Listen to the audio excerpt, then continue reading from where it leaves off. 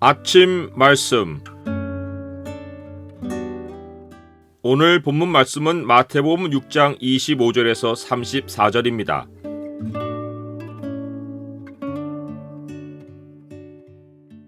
하나님의 나라와 의를 먼저 찾을 때 축복이 온다. 오늘 본문을 명령의 창으로 보면 우리가 어디에 삶의 우선순위를 두고 살아야 하는지가 보입니다. 명령의 창을 보여주는 구절은 6장 33절입니다.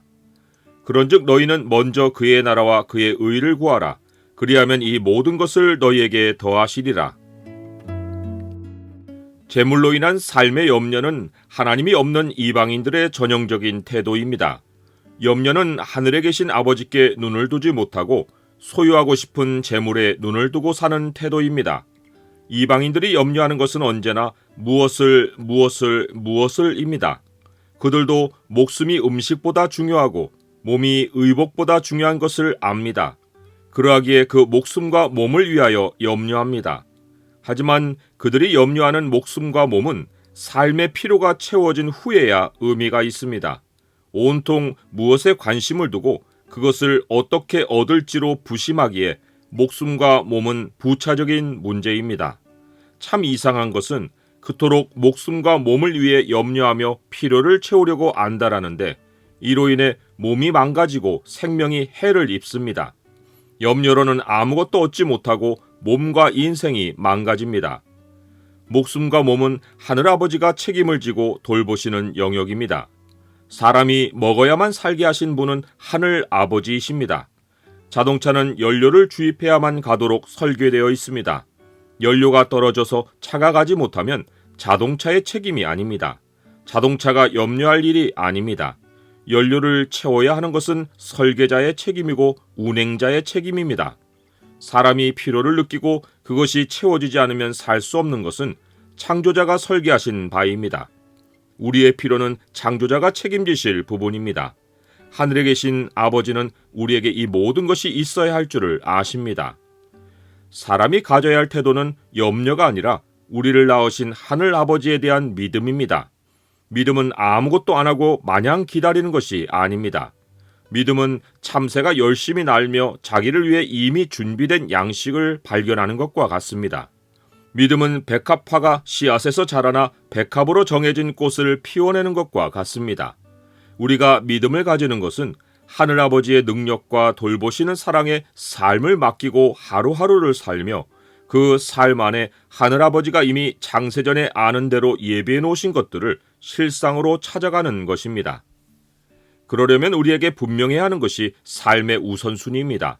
믿음의 삶은 삶의 우선순위가 분명할 때 가능합니다. 예수님은 우리의 삶의 우선순위를 분명히 알려주셨습니다. 그런즉 너희는 먼저 그의 나라와 그의 의를 구하라. 그리하면 이 모든 것을 너희에게 더하시리라. 우리가 왜 이 우선순위로 살아야 하는지는 예수님이 설명해 주신 말씀 외에도 성경 전체가 기록으로 보여준 구원 역사가 말해줍니다.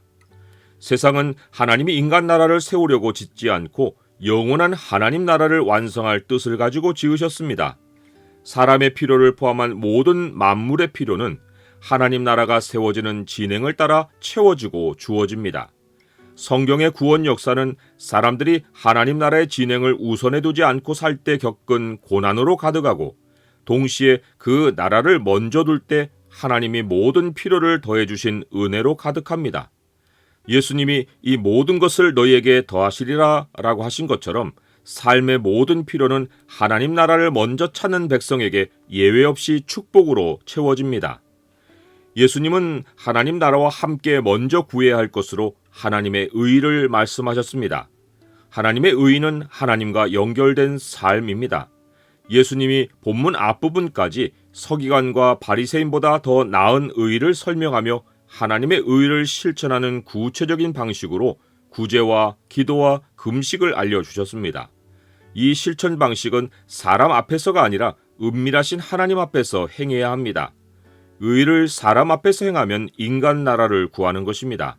우리는 구제를 통해 남을 채우고 기도를 통해 필요를 하나님께 맡기고 구하며 금식을 통해 심령의 가난함을 가지고 살아야 합니다.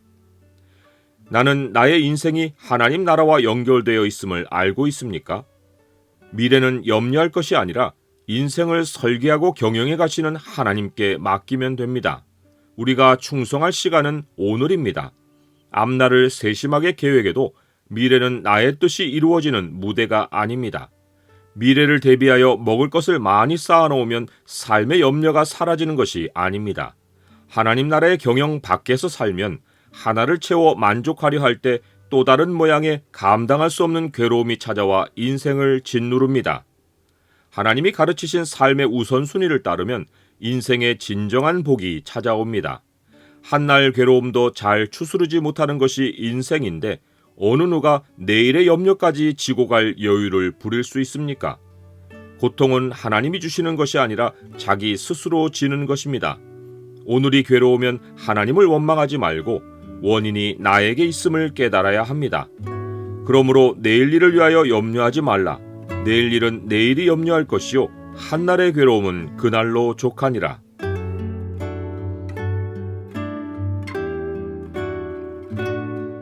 주님, 영원한 나라를 기업으로 주셔서 감사합니다. 몸의 필요를 채우는 것이 삶의 의미이면 짐승보다 나은 것이 없습니다. 저를 존귀한 인생으로 지으신 주님 뜻에 부합하여 주의 나라와 의를 먼저 찾고 의를 실천하며 살게 하옵소서. 예수 그리스도의 이름으로 기도드립니다. 아멘.